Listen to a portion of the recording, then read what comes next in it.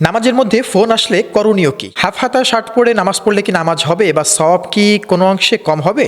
নামাজের ভিতর ওযু নষ্ট হয়ে গেলে করণীয় কি? সম্মানিত দর্শক শ্রোতা দিনী ভাই বোন, আমাদের কাছে গুরুত্বপূর্ণ কয়েকটি প্রশ্ন রয়েছে। তার মধ্যে অন্যতম হচ্ছে যে নামাজের মধ্যে যদি কারো ওযু নষ্ট হয়ে যায় তাহলে করণীয় কি? সেই ব্যক্তি কি করবে? অত্যন্ত চমৎকার এবং গুরুত্বপূর্ণ একটি প্রশ্নোত্তর এটা। নামাজের মধ্যে যদি কোনো ব্যক্তির ওযু নষ্ট হয়ে যায় তাহলে তিনি যে কাতারে আছেন তার ওযু নষ্ট ভঙ্গ হওয়ার সঙ্গে সঙ্গে তিনি তার নাকে হাত দিয়ে নাকটা এরকম ভাবে ধরে তিনি ঠিক তার জায়গা থেকে, তিনি যদি ডান পাশে কাতারের শেষের দিকে থাকেন তাহলে তিনি সেখান থেকে ডানের দিকে গিয়ে একদম তিনি পিছন দিকে চলে আসবেন। নাকটা এরকম করে মাথা নিচু করে তিনি পিছনে চলে আসবেন। তিনি যদি বেশি বাম দিকে থাকে, যে তার বামের দিকে কাতার একদম শেষ, তাহলে তিনি সেখান থেকে বামে যাওয়ার চেষ্টা করবেন। না হলে সবচেয়ে ভালো বা উত্তম হচ্ছে তিনি যেখানে আছেন সেখান থেকেই তিনি নাকটা ধরে মাথা নিচু করে বরাবর তিনি পিছন দিকে চলে আসবেন। তাহলে যারা আছে পিছনে তারা বুঝতে পারবে যে না, বেচারার ওযু নষ্ট হয়ে গিয়েছে। আশা করছি বুঝতে পেরেছেন। তারপর তিনি ওযু করে বাকি নামাজটা কমপ্লিট করবেন। আমাদের কাছে পরবর্তী প্রশ্ন রয়েছে, নামাজের মধ্যে ফোন আসলে করণীয় কি? নামাজের মধ্যে ফোন আসলে আপনি বড় জোর 3 তাসবির মধ্যে চেষ্টা করতে, ফোন আসলে সেটা যদি পারেন কেটে দিবেন বা সুইচ অফ করে দিবেন। এটা 1 থেকে 2 সেকেন্ডের মধ্যে চেষ্টা করতে, অর্থাৎ 2-1 তাসবিহ পরিমাণ সময়ের মধ্যে